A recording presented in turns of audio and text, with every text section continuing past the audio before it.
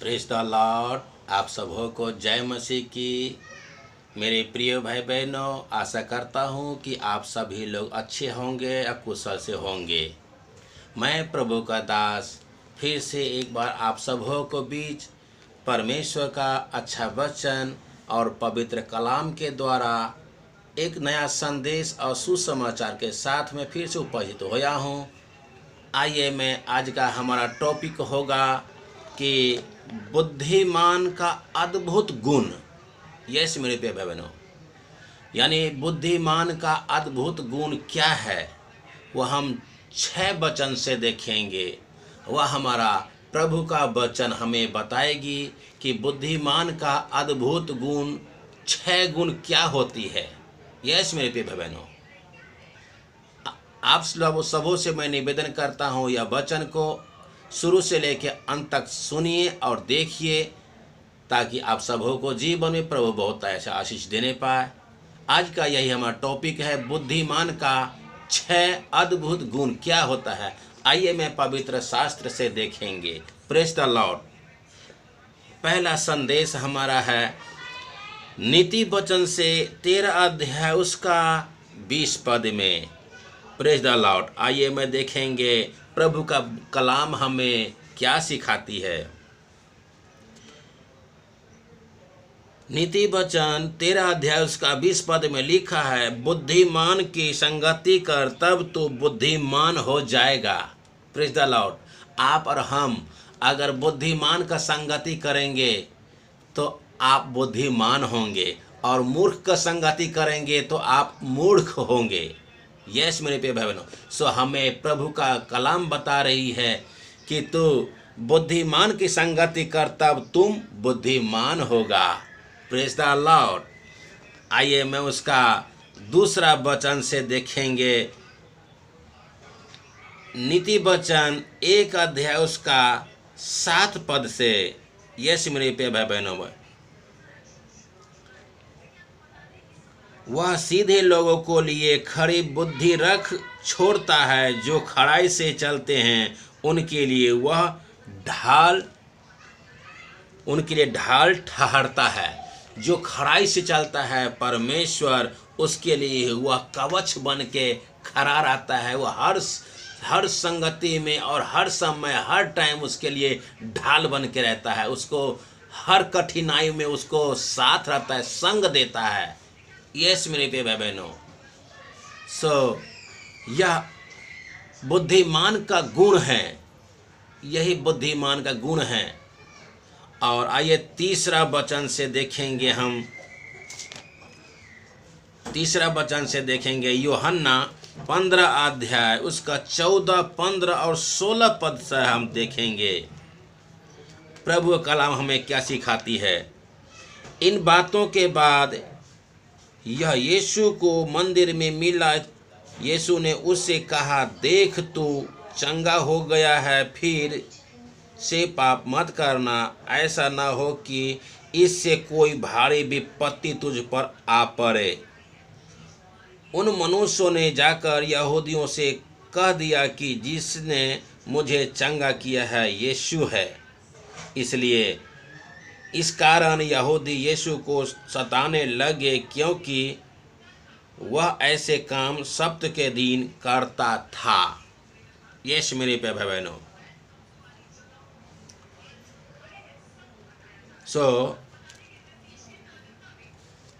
आइए मैं चौथे वचन से देखेंगे। 1 कुरिन्थी उसका 13 अध्याय 1 कुरिन्थी 3 अध्याय उसका 18 और 19 पद से देखेंगे। 1 कुरिन्थी 3 अध्याय उसका 18 और 19 पद में हम देखेंगे प्रभु का वचन क्या कहते हैं। कोई अपने आप को धोखा न दे। यदि तुम में से कोई इस संसार में से अपने आप को ज्ञानी समझे तो मूर्ख बने कि ज्ञानी हो जाए, क्योंकि इस संसार का ज्ञान परमेश्वर को निकट मूर्खता जैसा लिखा है। वह ज्ञानियों को उनकी चतुराई में फंसा देता है। क्योंकि अपने आप को ज्ञानी नहीं समझना चाहिए। प्रभु का वचन हमें बोलते संयम रखो, अपने आप को मूर्ख बने। यस मेरे प्रिय भाई बहनों, और आइए 5वें अध्याय से देखेंगे। 5वें वचन में 2 इतिहास उसका 1 अध्याय 7 से लेके और 12 तक हम आप सबको सामने और आपके बीच सुनाते हैं। 1 अध्याय 7 पद उसका 12 पद तक, 1 अध्याय 7 पद उसका 12 पद तक पढ़ते हैं। इसी रात को परमेश्वर ने सुलेमान को दर्शन देकर उससे कहा, जो कुछ तू चाहे कि मैं तुझे दूँ वह मांग।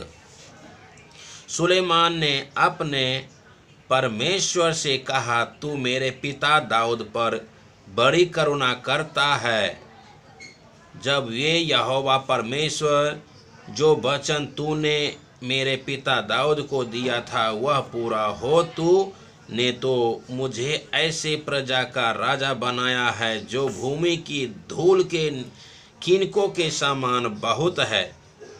अब मुझे ऐसे बुद्धि और ज्ञान दे कि मैं इस प्रजा के सामने अंदर बाहर आना जाना कर सकूं, क्योंकि कौन ऐसा है कि तेरा इतनी बड़ी प्रजा का न्याय कर सके। परमेश्वर ने सुलेमान से कहा, तेरी जो ऐसी ही इच्छा हुई, अर्थात तूने न तो धन संपत्ति मांगी और न ऐश्वर्य और न अपने बैरियों का प्राण, न अपने दीर्घ आयु मांगी, केवल बुद्धि और ज्ञान का वर मांगा है, जिससे तू मेरी प्रजा का, जिससे ऊपर मैंने तुझको राजा नियुक्त किया है, न्याय कर सके। यस मेरे पे बहनों, और आगे देखिए लिखा है, न्याय कर सके।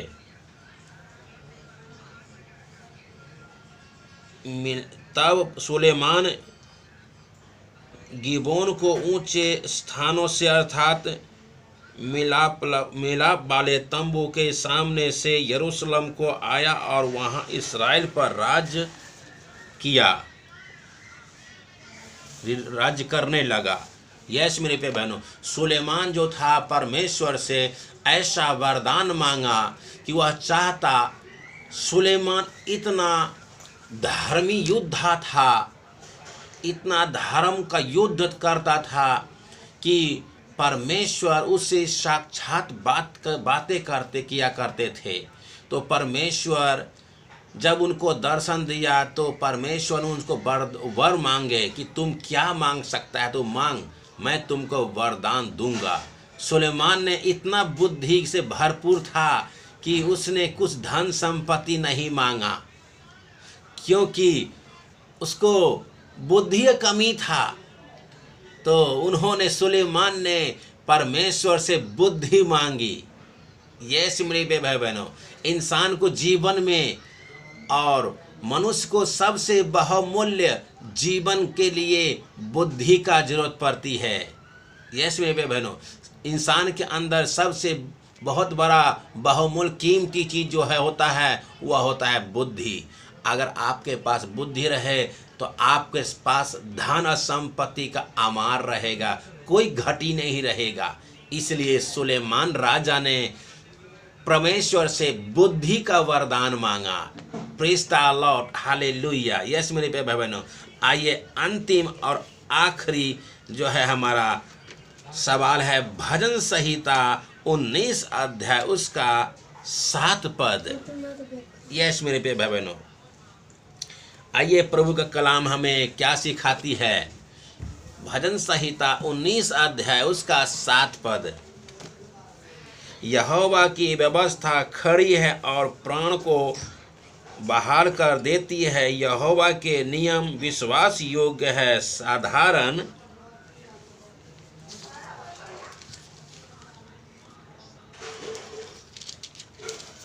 और उसी का भजन संहिता 119 का 98 में हम देखते हैं। यस मेरे प्यारे भाई बहनों, 198 पद में हम देखते हैं, 119 का 98 पद। आइए प्रभु का वचन हमें क्या सिखाती है।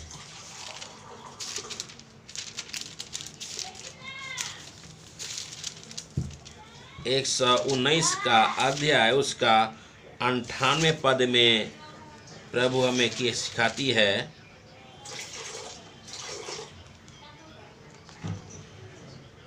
तू अपनी आज्ञाओं को द्वारा मुझे अपने शत्रुओं से अधिक बुद्धिमान करता है, क्योंकि वे सदा मेरे मन में रहती है।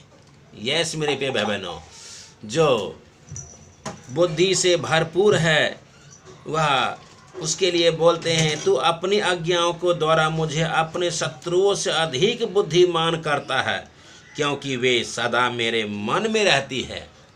यस मेरे प्रिय भाई बहनों, जो बुद्धिमान व्यक्ति होता है वह प्रभु को हृदय में सदा रहते हैं और उसको संग रहते हैं। Praise the Lord. इस वचन के द्वारा आप सबों को जीवन में प्रभु बहुतायत से आशीष देने पाए। फिर मैं कल मिलेंगे एक नया सुसमाचार और नया वचन के साथ। तब तक के लिए हमें आज्ञा दीजिए। मैं चाहता हूं कि अपना ख्याल रखें और अपनों को भी ख्याल रखिए। आप सबों को जय मसीह। God bless you all.